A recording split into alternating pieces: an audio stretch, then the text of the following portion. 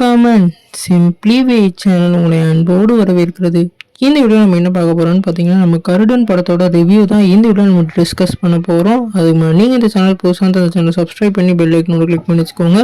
வாங்க நம்ம வீடியோக்குள்ளே போகலாம். நம்ம கருடன் படம் வந்து நம்ம சூரிய அவர்கள் லீட் ரோலில் ப்ளே பண்ணியிருக்காங்க. இந்த படத்தோட ஃபர்ஸ்ட் ஹாஃப் ஃபுல்லாக கொஞ்சம் ஸ்லோவாகவும் ரொம்பவே வந்து டைம் எடுத்துக்கிட்டு இருந்தது. கரெக்டாக இன்டர்வல் பிளாக்ல வந்து இவங்க கதை கோலத்தோட பீக்குக்கு போனாங்க.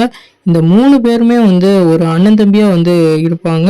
இந்த 3 பேருக்கு உள்ள அந்த ஈகோ கிளாஸ்னால எப்படி வந்து நம்ம சூரியன் வந்து அந்த 2 பேரையும் வந்து சேர வைக்கிறாரு, நம்ம சூரியன் வந்து எந்த பக்கம் வந்து சாய்றாருன்றது தான் படத்தோட கதை.